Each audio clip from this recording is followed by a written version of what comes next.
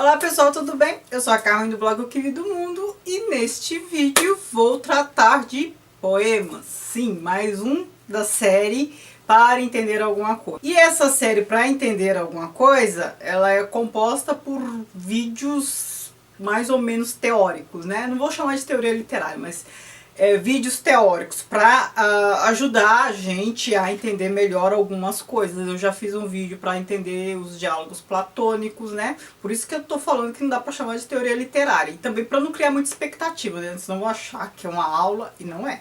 São apenas dicas. Também já fiz um vídeo para entender foco narrativo, para entender narrador não confiável. E agora eu vou tratar de poesia. Muita gente já me pediu falar um pouco de poesia, porque é um gênero complicado, né? Eu gosto muito, mas eu entendo que as pessoas tenham dificuldade. Então eu vim fazer o primeiro vídeo sobre poesia. Sim, eu já estou dizendo que vai ter mais de um, dois ou três, pelo menos. Porque são muitos detalhes para tratar. Hoje eu vou fazer mais algo panorâmico, tá? Eu tenho mais facilidade em analisar poesia do que prosa até. Não que seja mais fácil, mas é que tem mais elementos para considerar, por isso que eu gosto mais, né? Então são as minhas dicas sobre o tema. Então bora lá falar de poesia. A primeira coisa, eu tenho um clube de leitura, né? E com os amigos, e a gente se encontra todo mês discutir literatura, né? Normalmente é uma obra escolhida. E neste ano de 2016, no nosso primeiro encontro em janeiro, foi sobre poesia. E porque eles tinham muita dificuldade, né? A maioria das pessoas tem dificuldade, então eles pediram para eu dar uma aulinha sobre poesia, para eles se aproximarem mais do gênero. E aí eu perguntei a eles quais as dúvidas principais. Então, com base nessas dúvidas principais, que foram as deles, eu vou falar algumas coisas inicialmente nesse primeiro vídeo, tá? Aí no segundo vídeo, já logo adiante, no segundo vídeo eu vou tratar só de sonoridade. A gente vai ver ritmo, rima e fonética, né? Como é mais coisa, então eu vou fazer um vídeo só para isso. Então, vamos lá às dúvidas iniciais dos meus amigos, que eu imagino que sejam as dúvidas também de boa parte de vocês. Se vocês tiverem mais dúvidas, deixem nos comentários que eu vou tentar atender. Talvez eu tenha que fazer mais de 3 vídeos, não sei. A gente vai ver. Bora lá. Primeira coisa, poesia é arte? Isso vai depender do que você entende por arte, né? Eu considero que sim. Tem muita gente que não considera a literatura arte, tem algumas pessoas que consideram literatura arte só por causa da poesia, e tem gente que, assim como eu, acha que literatura é arte. Eu acho que poesia é arte, sem dúvida. Literatura, às vezes eu acho que sim, às vezes eu acho que não. É que tem muita coisa, né? Muita coisa muito diferente. Fica difícil. Tem obras em prosa que são poéticas, que são líricas. É difícil, mas a gente também não precisa chegar a um consenso sobre isso. Eu acho bobagem chegar a definições concretas. Eu acho interessante a gente discutir sobre as questões, tentar se aproximar e se relacionar com os textos, com os gêneros, enfim. Não se preocupar tanto e dar o nome certinho, classificar as coisas. E olha quem está falando isso é bibliotecário, né? Então essa coisa de ficar classificando tudo é algo muito fácil para mim, é automático, mas eu tento me despir desse hábito. E muita coisa realmente a gente não precisa classificar, porque as classificações, elas são ótimas para organizar as coisas, mas do ponto de vista conceitual elas são redutoras. Então assim, não se preocupem com isso. Agora, por que eu acho que poesia é arte? Porque eu acho que arte é expressão. Poesia é expressão. Se eu tivesse que conceituar poesia assim de maneira muito sumária, eu falaria 2 coisas. A primeira delas, poesia é expressão. Em poesia, a forma é conteúdo. A gente vai ver mais essa questão de poesia, forma, conteúdo no vídeo que eu vou fazer sobre sonoridade. Tá? Hoje a gente não vai ver tanto. Mas por que é expressão? Porque eu já falei em outros vídeos, a poesia ela não tem o compromisso de comunicar. A prosa tem, poesia não. Assim como a arte. Vocês querem ver um artista irritado e vocês perguntarem para ele o que você quis dizer com isso? O que significa isso? Ou seja, é como se estivesse pedindo para ele racionalizar a sua obra. Ora, não racionalize, não pense, sinta. É para sentir mais do que para racionalizar. Não tente equacionar, procurar entender o sentido. Se você não sentiu, a obra, a poesia ou a obra de arte, provavelmente você não foi tocado pela obra. Talvez muita gente se sente com poucas referências, com pouco repertório para entender. E quando eu estou falando obra, agora eu estou me referindo a artes plásticas, de modo geral, a arte e a poesia. As pessoas costumam ter dois comportamentos em relação a isso. Quando elas sentem esse estranhamento diante da obra. Ou que elas não têm repertório, estão muito aquém, não é iluminada o suficiente para entender. Ou que o que o artista fez, qualquer criança, qualquer animal, um macaco, se der lá para ele alguma coisa, ele faz igual. Normalmente é isso.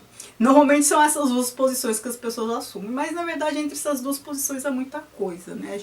É aquilo que eu falei, a gente não tem que se preocupar tanto em dar o nome certo para as coisas, a gente tem que procurar se aproximar das coisas. Tente se aproximar, tente sentir apenas. A mesma coisa é o poema. Se você me disser, mas eu quero entender o que eu leio. Se eu entendo língua portuguesa, né, para os poemas em português, claro. Se eu entendo língua portuguesa, por que eu não consigo entender o que está ali? Muitos dos poemas foram feitos não para você entendê-lo, mas para você senti-lo. Querem um exemplo? Aqui na obra do T.S. Eliot, aqui eu tenho, acho que é a obra completa, aqui, Terra Gasta, Terra Desolada, Terra alguma coisa, isso depende da tradução. É a obra mais famosa dele. Aqui tem um poema chamado O Enterro dos Mortos. Que esse poema foi escrito originalmente em inglês. E ele vai indo, eu não vou ler o poema que ele é longo, mas tem uma determinada parte aqui que ele taca lá uma estrofe em alemão. Vocês acham que ele estava esperando que todos entendessem a parte em alemão? Muito provavelmente não. E o que significa aquela parte em alemão, né, traduzindo? Não sei.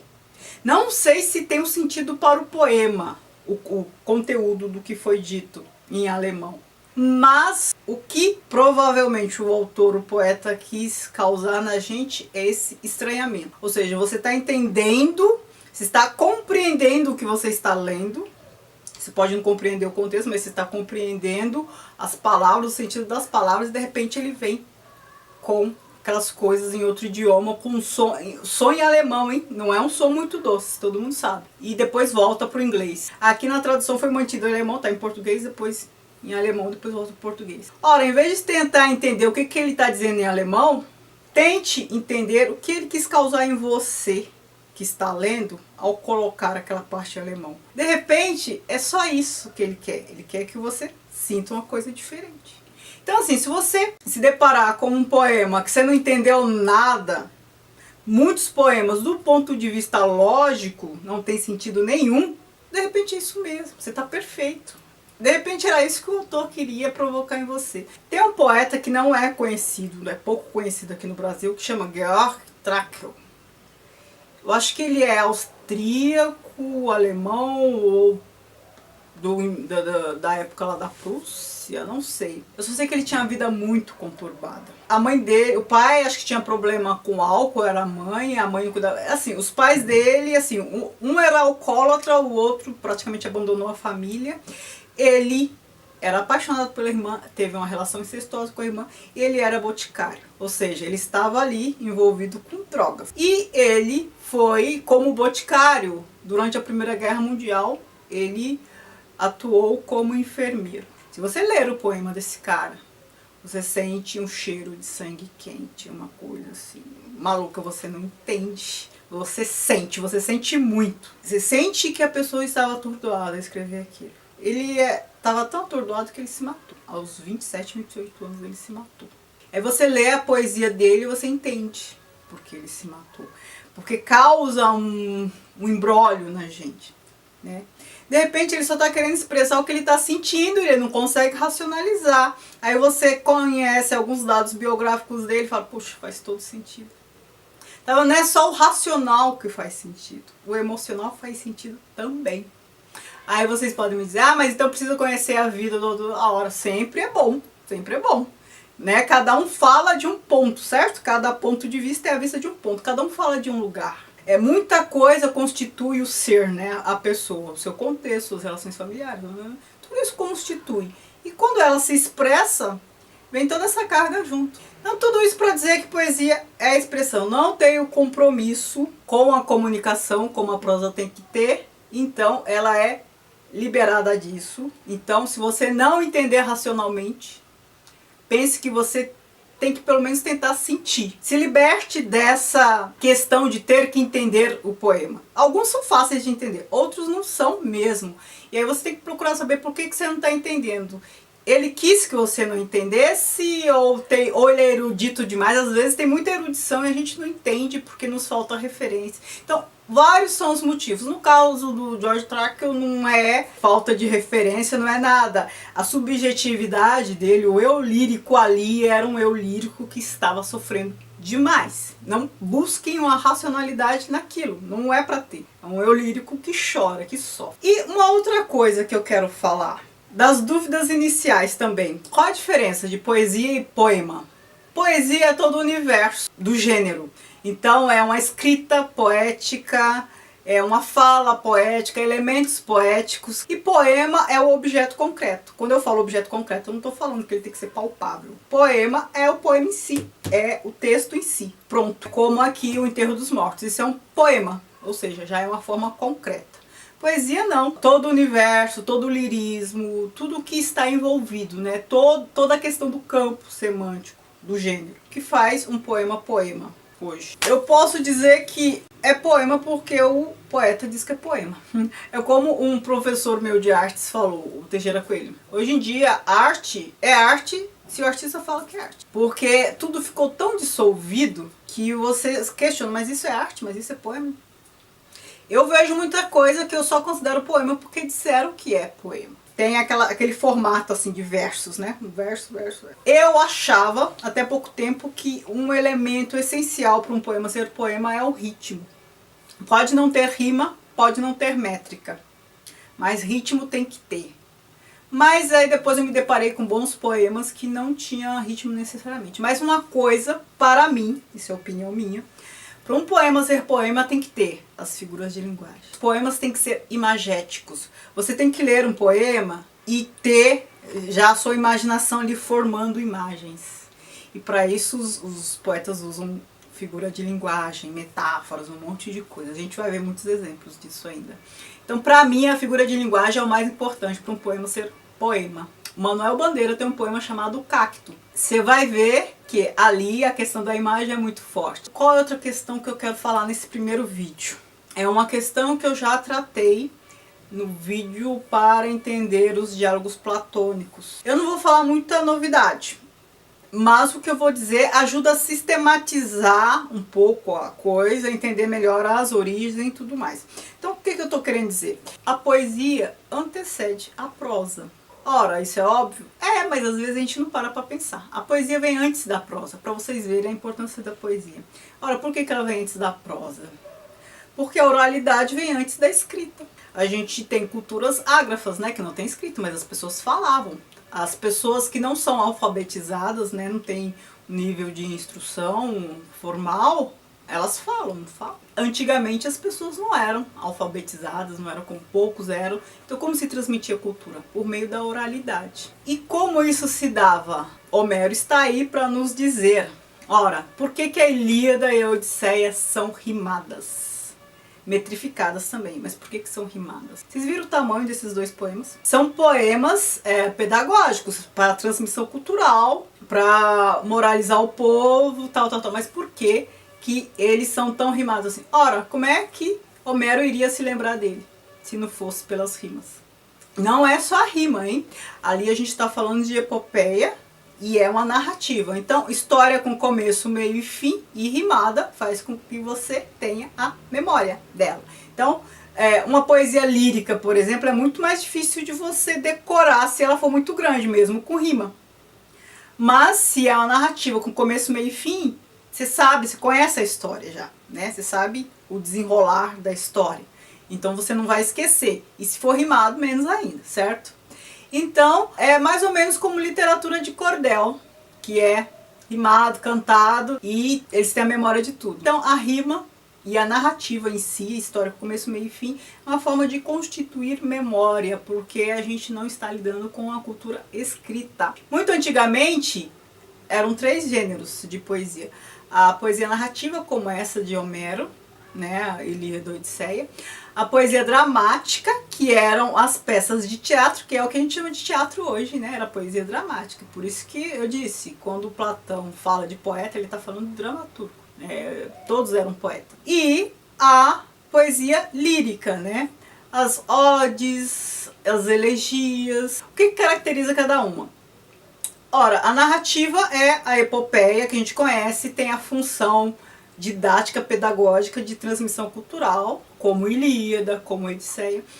A dramática são aquelas tragédias que a gente conhece, e as tragédias eram um gênero alto da poesia, né? Então, só representava reis, vocês podem ver, todas que vocês pegarem, reis, príncipes e tal, gênero alto, de alto nível. Tinha os dramas, as poesias dramáticas de baixo nível, que eram as comédias. Aristófanes fazia comédia. Então, era onde se debochava, ria, gênero baixo, onde os pobres eram representados. Vocês podem ver que em tragédia não tem gente pobre ali. Nenhum que você pegar vai ter. É a tragédia clássica, né? Essas também têm uma função bem pedagógica, bem didática. Sempre há uma punição, sempre há morte. Essa tinha uma função assim. A do escárnio era para pobraiada lá. Até o século XVII e XVIII, pobre aparecia em literatura só para fazer rir. Bobo da corte e tudo mais. Até em Shakespeare você vê isso dessa forma.